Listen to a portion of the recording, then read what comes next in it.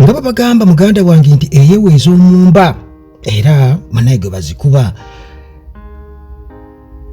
aguba musajja munne ali kamu aganakola ki aganamuzza bwe weetaba mu mazina g'enkima kiba kitegeeza nti era emikira giba girina okukukuba oba okukukoonako obwengidde butereevu mu lwokaano. Bw'atyo Jene Muhoozi yasalawo okubeera nga ayingira ebyobufuzi mu mpaka. Jjukira nti eno yayingirayo mu byobufuzi mu bumenyi bw'amateeka era waali alina kuvunaanibwa. Bobi Wine bw'atyo muganda wange amwanukudde oluvannyuma lwa Muhoozi okuvaayo n'ayolekeza Bobi Wine ebivumo muganda wange nga bivumo ne Bobi Wine mannange naye bw'atyo tegezezzaako nadde n'okumukkiriza okubugumya akatebe nti abantu baddawo basooke basaakaanye okumala akabanga. Amuweereddewo faya Joel Ssenyonyi naye n'ayongerezaako mu bigambo ebitonotono bye bakozesezza nti ebigambo bombi bye bakozesezza Bobi Wine ne Ssenyonyi bitono okusinga oba oli Muhoozi bye yakozesezza nga avuma n'okulaga obusungu eri Bobi Wine.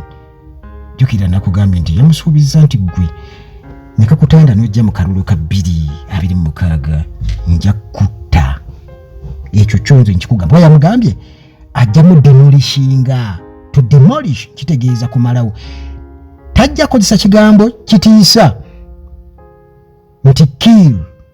Naye muganda wange byaliwo okwo mu Arua mujjukira bulungi nnyo nti abasajja baali bamaliridde bakalibutemu okujjawo omwana wa Bendi, omwana w'eggwanga, pulezidenti w'eggwanga, abantu gwe beerondera nti yuno ffe ge tusazeewo oba munywanjaga oba kiki ffe gwe tusazeewo. Kugambe yagwa mu kibalo baali tebamusuubira kati obusungu buli awo. Muhoozi alabanga Bobi Wine yamulinnyira mu layini ye, alabanga ekyo nga yeeta generational leader agezako byesibako byonna naye abantu baabigaana byonna bigenda bifeedinga bivaawo. Tekyalina akijjukira nti Muhoozi ye generational leader. Kaakati munnange Bobi Wine bw'atyo azizza omuliro eri Jene Muhoozi Kainerugaba oluvannyuma lwa Muhoozi okuvaayo nga agezaako okumusoomooza, agezaako okumutyoboola.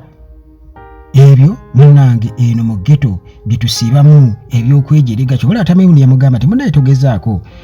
Bamwenda bonna baawadda Muhoozi amagezi, togezaako okwanukula oyo musajja, togezaako oyo mwana wa ghetto ajja kukugamba ebigambo ebizibu ennyo ennyo. Kale Muhoozi agezezzaako munnange okubeera ng'akozesa omukutu gwe gwa X n'apositinga nga bwe wabitegedde, era mubaka Bobi Wine ng'agezaako kwanukula Muhoozi oluvannyuma lw'okuvuma Bobi Wine obusiru nti oli musiru, oli mugwagwa, n'avuma buli kimu. Bobi Wine muganda wange akozesezza ebigambo ebizito mu makulu, era ku mukutu gwa X kwe tusinzidde okubeera nga tubifuna olutalo gye luli kubanga X munnange abanene be basingayo, era nze naalibadde mpa abantu amagezi temwalibadde muva ku mukutu ogwo. Nemugulekera abo abakolamu ffe ne tubeera ku gina gyaffe zi Facebook zaani naye nga tugenda ebugenzi just kulaba bulabi ntalo z'abali. Kati Bobi Wine munnange mu bumpimpi agezezzaako okubeera nga amwanukula mu ngeri y'ekisajja kikulu era akwotinze eyali pulezidenti wa Mozambique era nga ono si mulala ye Samora Machel. N'amugamba nti ng'akwotinga ebigambo bya eyali pulezidenti wa Mozambique Samora Machel agambye nti the hear our enemies speak of me in good terms. Don't share your secrets with me, because that means I would have betrayed you already. Bino bigambo bya Bobi Wine nga amkotinga yewoze ebigambo bye yali president wa Mozambique Samora Machel nti olunaku gwe lwotandika okuwulira nga abalabe bange banjogerako birungi era banjogerako bulungi, muganda wange togezaako kugabana ebyo togezaako kugabana ebyama byo nange, kubanga kiba kitegeeza nti mba nakuliddemu dda olukwe. Kitegeeza nti bw'olaba Muhoozi ng'ayogera bubi nnyo ku Bobi Wine, naye ate kakusayidi eri ku bampoga aboogerako bulungi, bammawo aboogerako bulungi, kiba kitegeeza nti kati bali baatutunda dda, wabula ono akyali ku mustawa, akyali mu layini, akyali mu kkubo lya Katonda, akyali mu kitangaala ekyokununula eggwanga ekya True Revolutionary. Kakati Muhoozi tumumanyi nga Chief of Defense Forces, ababadde batamanyi ababiguddemu bugwi oba mu mboozi eno, yabadde munnange yavumye Bobi Wine, yamuyise omusiru omugwagwa, n'atuuka n'okubeera nga munnange amubodesheminga nga avuma amannyo ge, ti amannyo ge tegaaterera mu layini, gali awo gali kurukedi, avuma.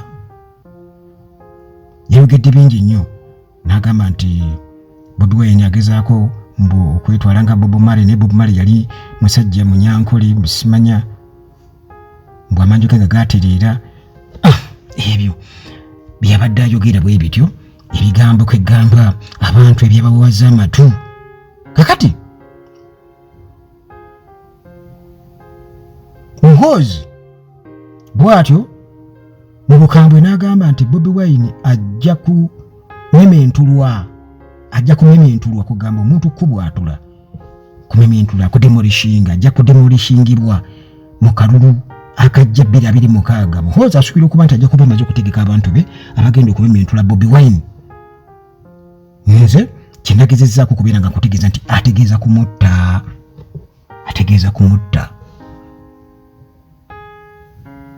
Munnange kino nekyongera okulaga nti munnange obunkenke bw'amaanyi nnyo, Muhoozi alwanirira busika Bobi Wine muganda wange, ate ye azzenga omununuzi.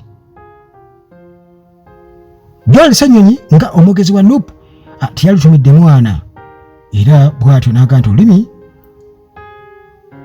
Muhoozi lwakozesezza muganda wange luno luswaliza ddala, era tasaanye kulabibwa mu kiti ekyo nti oba abantu bamulabireko. Era n'agamba nti waliwo kyeyise double standards, kyekubiira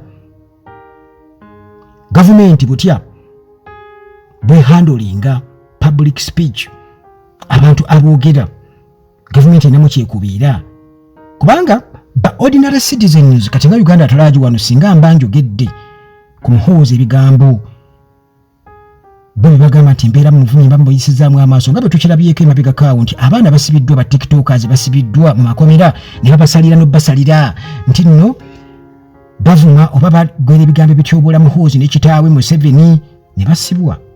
Kakwenza yakubwa emiggo egifikao ne gikuba n'ettaka n'atubikkulira omugungu gwonna nga gwebuuse n'akakasa nti Muhoozi yajja n'ateeka akatebe mu maaso ge n'amugamba nti byamugamba, ng'agezaako kwegamba okumulaga nti alina okubeera nga oba ajja akolere gavumenti bwe bityo.